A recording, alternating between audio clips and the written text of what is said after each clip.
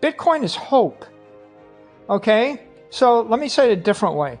If your family has $100,000 and you showed up, today, and I told you it was in a bank in Lebanon and now it's 20,000, but you can't spend it and it's going to zero, what's your family's morale?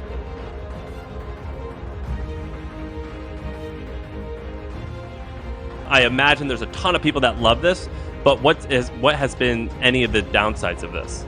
Because with every great decision, there's always going to be downsides as well as upsides.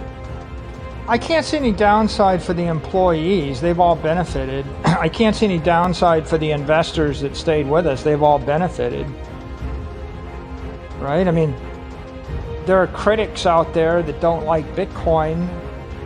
And by the way, there are people that will say, you're a CEO, you shouldn't invest it. There are people that will say operating companies shouldn't have assets.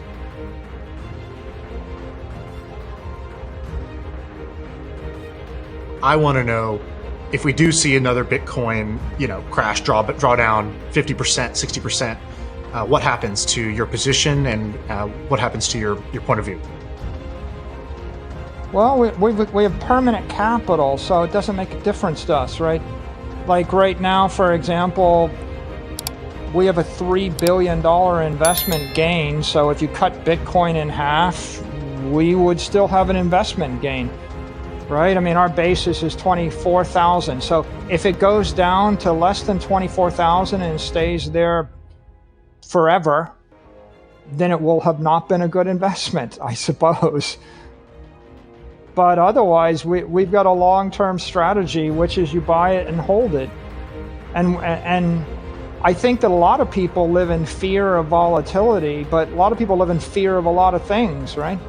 If you have enough fear, you won't leave your house, you won't do anything. And so you have to have a bit of courage and conviction. I can give you 1,000 reasons why I think it makes sense to invest in Bitcoin. I can't give you any reason why I should be afraid to do a rational thing. So, it doesn't really bother me, right? This is a rational strategy. If I had it to do all over again, would I? Of course I would. Right? Ask all the investors that made billions and billions of dollars, over the time frame. Well, Bitcoin's the best performing asset for the past decade, and it's 100x better than gold, and it's 10x better than equity portfolios. So the volatility is the price you pay for the performance that you get. And oftentimes the best investment idea isn't the most comfortable investment idea. I think if I told you there's 100% certainty you're going to lose 7% of your money over the course of a year, you might think, well, I have a decade before I lose half of my money. I have time to think about it. That's the status quo when monetary inflation is 7%.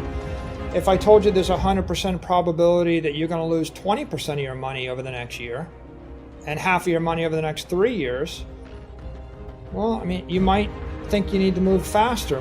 Well, what if I told you you're going to lose all your money? What if I told you the currency is going to collapse to zero in 3 months, which is kind of what it did in Zimbabwe and Venezuela? Or what if I told you we're going to have 95% inflation? I think the unofficial inflation rate in Argentina is like 85% this year.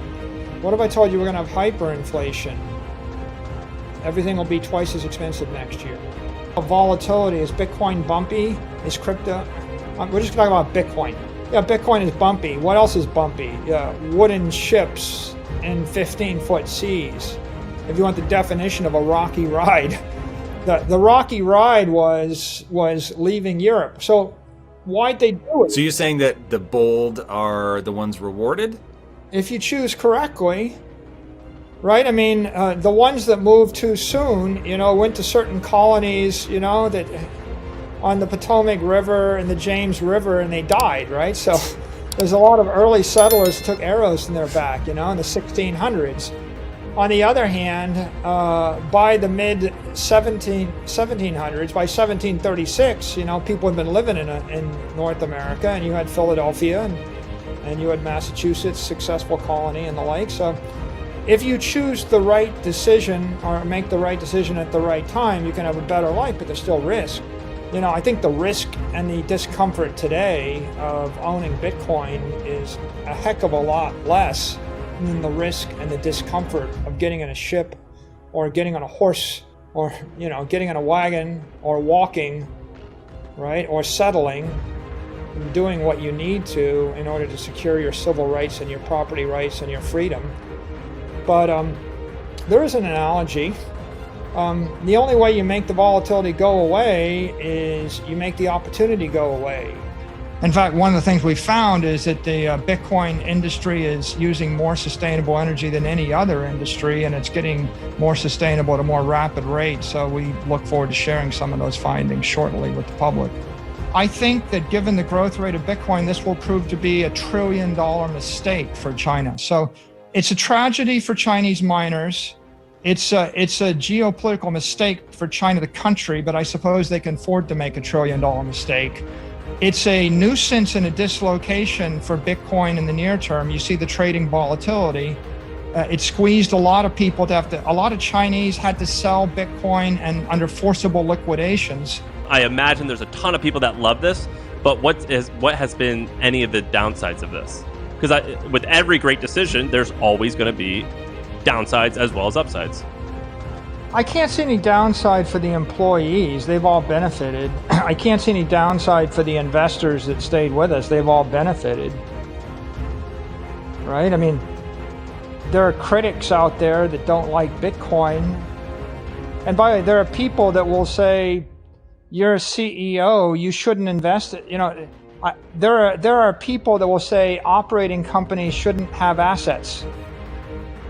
Right? There's criticism. People say, well, you're a CEO, you should go back to your cubicle and write software and leave the investing to the professionals.